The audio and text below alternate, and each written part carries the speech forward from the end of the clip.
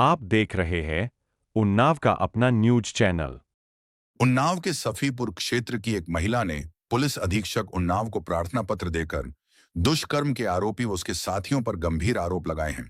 महिला का कहना है कि दुष्कर्म के मामले में आरोपी के जेल जाने से नाराज होकर उसके पुराने आशियाने को जेसीबी मशीनों की मदद से गिरा दिया गया तथा घर का सामान भी उठा ले जाया गया। पीड़िता के अनुसार उसने पहले सफीपुर थाने में आरोपी तनवीर व राहत के विरुद्ध दुष्कर्म, मारपीट और धर्म परिवर्तन के लिए दबाव बनाने सहित अन्य धाराओं में मुकदमा दर्ज कराया था, जिसके बाद एक आरोपी को जेल भेजा गया। आरोप है कि इसके बाद आरोपी पक्ष ने उसके परिवार को जान से मारने की धमकी दी और घर को ध्वस्त कर दिया। प्रार्थना पत्र में यह भी आरोप लगाया गया है कि घटना के दौरान कई लोग मौके पर मौजूद थे और अवैध असलाहों के साथ दहशत फैलाते रहे।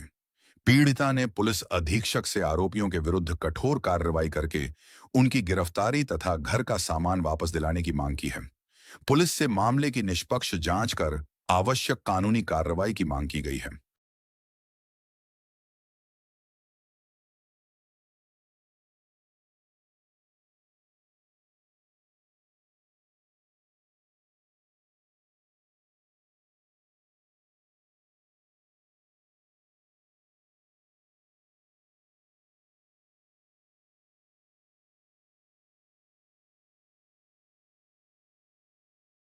गहोली।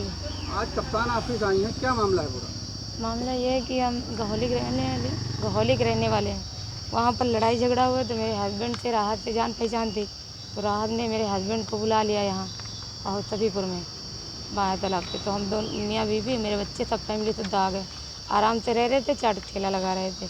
और ये तनवीर आए थे, एक दिन हमने ज़मीन की बात की। हम भैया अगर ये तनवीर जगह बेचो तो मुझे दे दो। तो कहने ठीक है, राहत से बात कर लेना।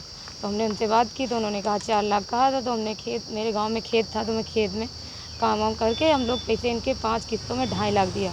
उसी बात पे विवाद होने लगा। हमका इतना पैसा दे दिया, मेरे हस्बैंड कहने लगे बैनामा करा दो, तो वो तैयार नहीं हुए। इसी बात के लेके आए दिन पे लड़ाइयाँ छिड़ने लगी। और जब लड़ाइयाँ छिड़ने लगी तब राहत ने क्या किया, मेरे हस्बैंड को मारते थे, गाली बके देते, दारू पीते थे मेरे हस्बैंड, उनको मारने लगे। उन्होंने एक दिन राहत ने ज़बरदस्ती मेरे साथ गलत काम किया और मेरे हस्बैंड ने लिया देख। किन लोगों ने किया?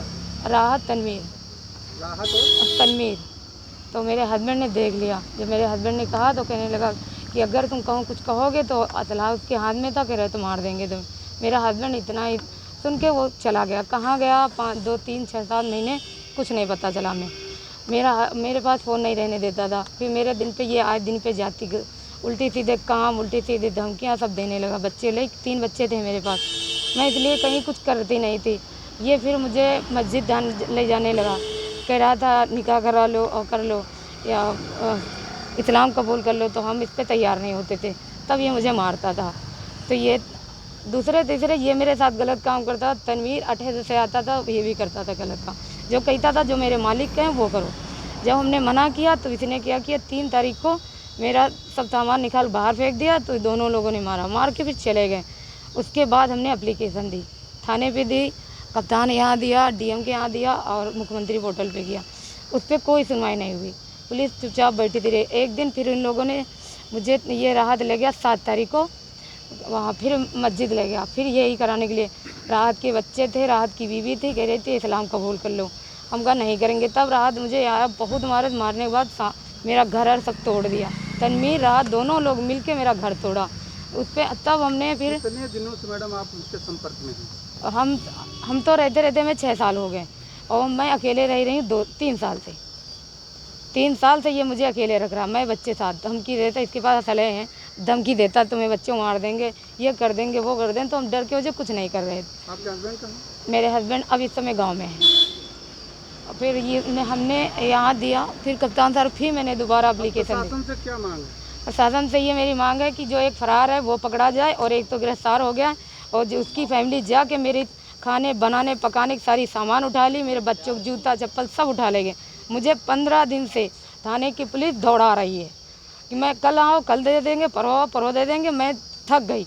अब मेरे पास एक ही रास्ता बची, अगर मुझे कुछ हुआ तो इसकी जिम्मेदार थाने की पुलिस होगी। मेरे के थाने की जिम्मेदार और परेशान हो गए, अपनी जान दे देंगे बस।